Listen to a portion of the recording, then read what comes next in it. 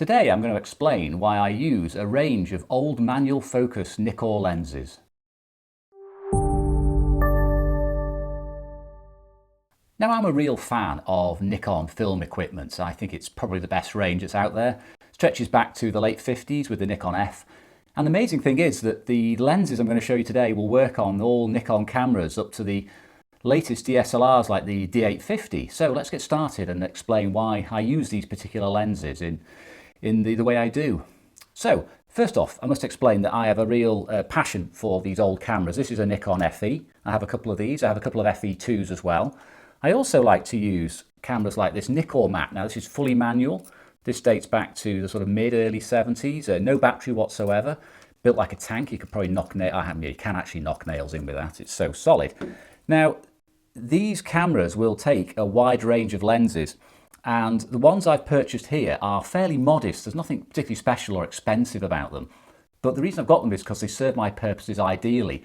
Now, I'm sort of predominantly a landscape photographer, but I do a lot of urban work as well, which I haven't featured on my channel yet, but I probably will do in the coming years.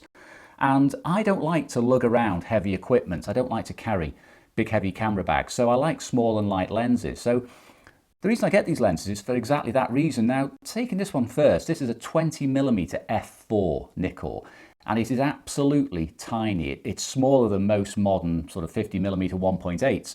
It's exquisitely built, beautifully smooth focusing, and absolutely tiny with a 52mm filter ring.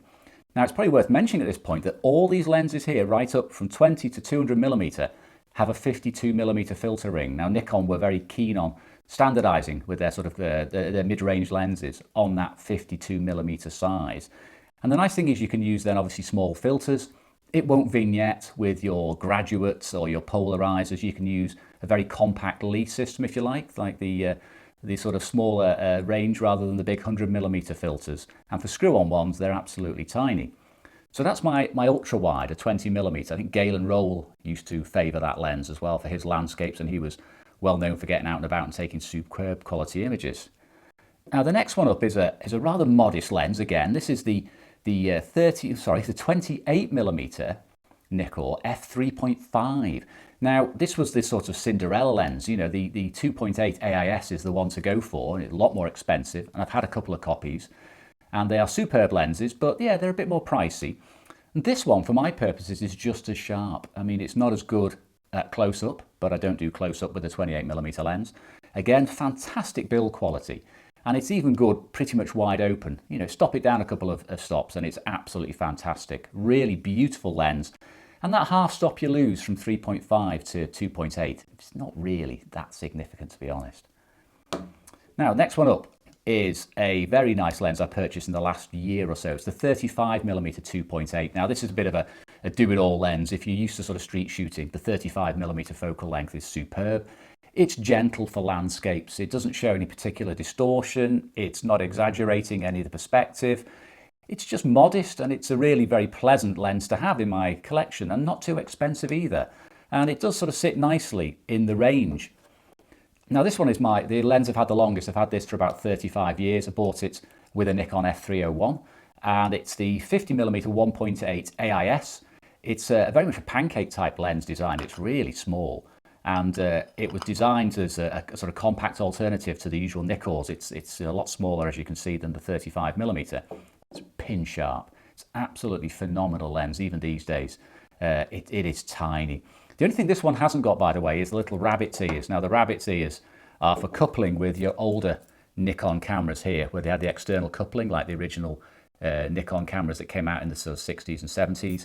The later ones don't need that. They don't have the external coupling on the camera, so they don't actually engage with the little rabbit ears. So this is the only one which won't fit on my old Nikkor mat. But you can pick up a version with the rabbit's ears for probably about £60 or £70. Now, next in the lineup, and possibly the most, the most attractive looking of all my lenses here, is the 85mm f2. Now, this is just a beautiful piece of glass. It's absolutely stunning to hold and to behold and to use. It again, it's not particularly large. It's got a nice little heft to it, though. It feels so solid.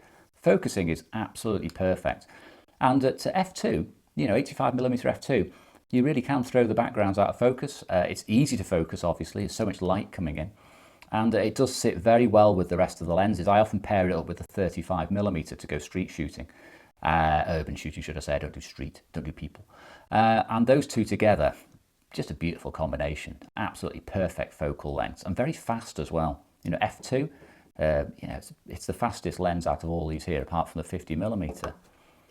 Now the next one up is a bit of again, another Cinderella lens. You know, you wouldn't think this is very glamorous. 135mm f 3.5, the cheapest of the range again, just 4 elements in this one. Everyone raves about the f2 and the 2.8, and yeah, they're fantastic lenses. But I believe, from what I've seen and what I've read, this is just as good optically. It's smaller, it's lighter, it's got that little filter thread on again, got a built-in hood, which even after 40 years is absolutely perfect. There's no creep on it, doesn't move around. This is immaculate. And again, it's lightweight. You can carry that easily all day long.